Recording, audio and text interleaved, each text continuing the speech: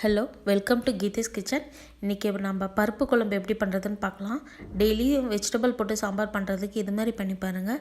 ஈஸியாகவும் பண்ணிடலாம், டேஸ்ட்டாகவும் இருக்கும். அதுக்கு துவரம் பருப்பை எடுத்துகிட்டு ஒரு கப் நல்லா 2 டைம் வாஷ் பண்ணிவிட்டு தேவையான அளவுக்கு தண்ணி ஊற்றி வச்சுருக்கேன். நெக்ஸ்ட்டு ஒரு பெரிய தக்காளி, 3 பச்சை மிளகாய்,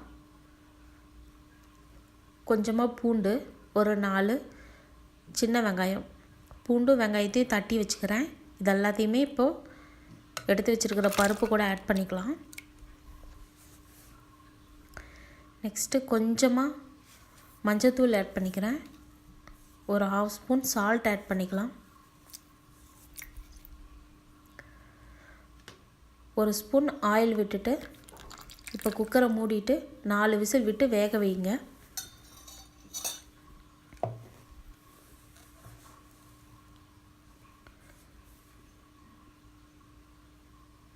இப்போ 4 விசில் வந்துருச்சு, செக் பண்ணி பார்க்கலாம். இப்போ எல்லாம் நல்லா வெந்துருச்சு பாருங்கள்.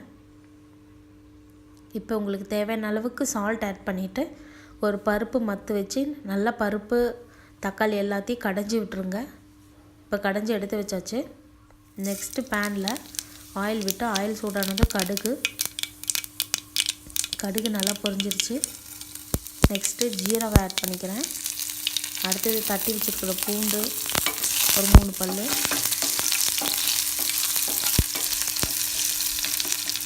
இது நல்லா கொஞ்சம் ஃப்ரை ஆகிடுச்சுங்க. பூண்டு ஃப்ரை ஆகிடுச்சு. நெக்ஸ்ட்டு 2 வரமிளகாய்,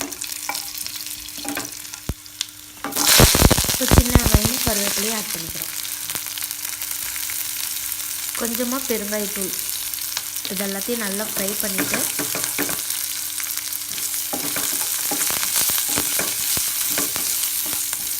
வேக வச்சு எடுத்து வச்சுருக்கிற துவரம் பருப்பு எடுத்து இதில் ஊற்றி மிக்ஸ் பண்ணிடுவோம். இப்போ இதெல்லாம் ஃப்ரை ஆகிடுச்சு. இப்போ கடைஞ்சி எடுத்து வச்சுருக்கிற பருப்பு எல்லாத்தையும் இதில் ஆட் பண்ணிடலாம்.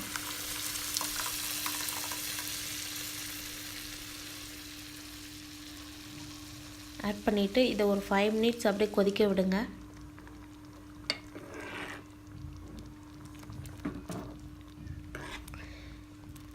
இந்த குழம்பு ரைஸ் கூட, இட்லி, தோசைக்கு, சப்பாத்தி கூட நல்லாயிருக்கும்.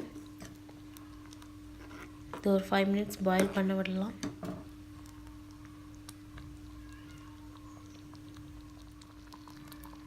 அவ்வளோதான், குழம்பு ரெடி ஆயிடுச்சு.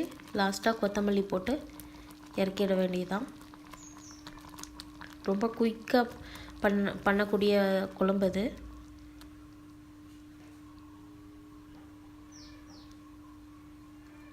பாருங்கள், அவ்வளோதான், ரெடி ஆயிடுச்சு. இதை கண்டிப்பாக நீங்களும் வீட்டில் ட்ரை பண்ணி பாருங்கள். என் சேனலை மறக்காமல் சப்ஸ்கிரைப் பண்ணுங்கள். எப்படி வந்துச்சுன்னு கீழே இருக்கிற கமெண்ட் பாக்ஸில் கமெண்ட் பண்ணுங்கள். தேங்க்யூ.